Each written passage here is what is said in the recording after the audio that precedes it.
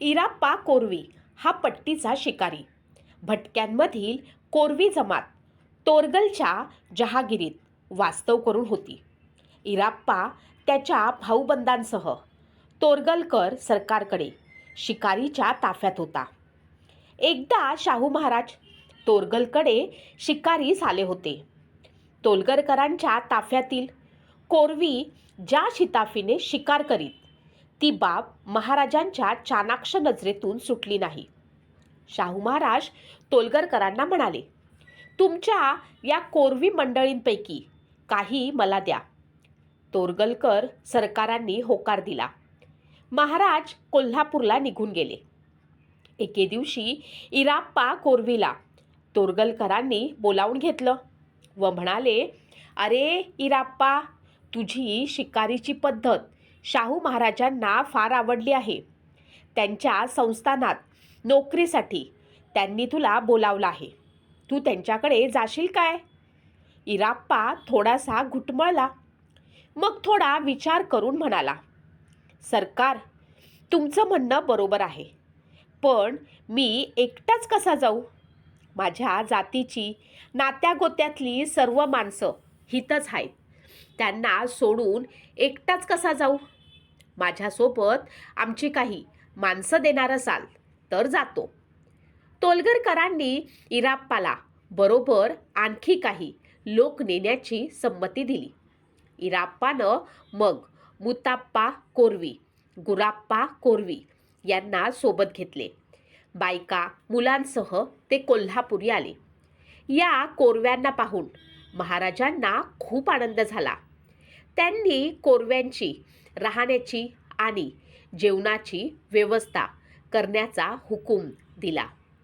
शिकारखान्यामध्ये कोरवी मंडळींना नोकरीस ठेवून राजवाड्याच्या परिसरातच त्यांच्या राहण्याची व्यवस्था शाहू महाराजांनी केली.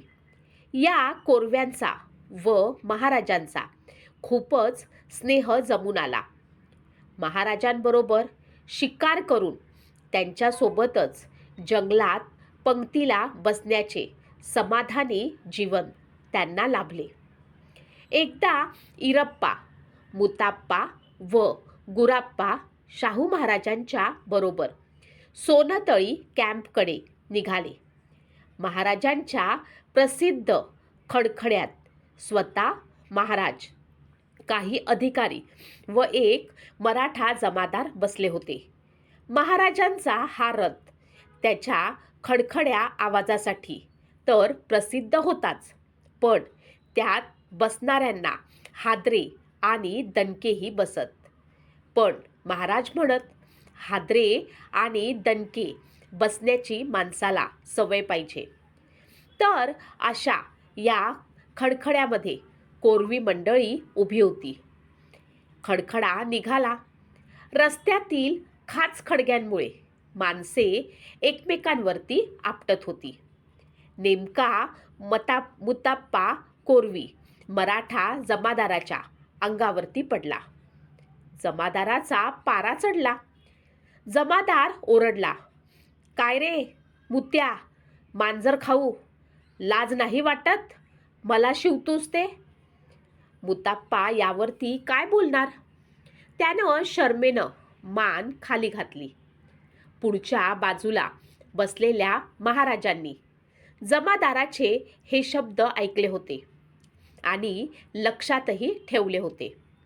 खडखडा सोनतळी कॅम्पात आल्यावरती महाराजांनी मुदपाक खाण्यातील माणसाला आपल्याकडे बोलावून घेतले व सांगितले, एक मांजर धरून आण आणि त्याचा रस्सा व मटण करून त्या जमादाराला वाढ. कोणाला समजता कामा नये. लवकरच महाराजांची पंगत बसली.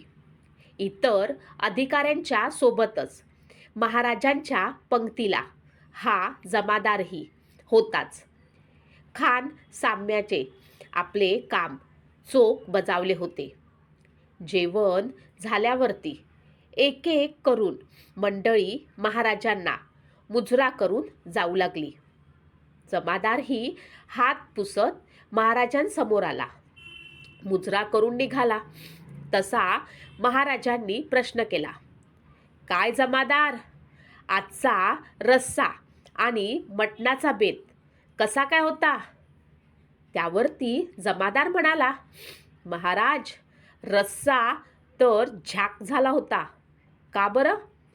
जमादाराला महाराजांच्या स्वभावाचा परिचय होताच, पण त्याला फारसा विचार करायची संधी न देताच महाराज खान साम्याला म्हणाले, अरे, जमादारांनी आवडीनं खाल्लेल्या जनावराचं मुंडकं आणि कातडं आणून दाखवा बरं त्यांना.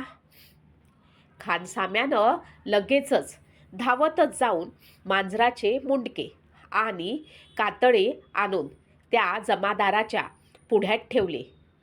ते बघून जमादाराची बोबडीच वळली. तो अगदी वरमला, महाराजांचे पाय धरू लागला. महाराज त्या जमादारावरती कडाडले, मगाशी तू मुतप्पाला मांजर खाऊ असं म्हणाला होतास, आता तू कोण झालास? आपल्या जातीत राहिलास का?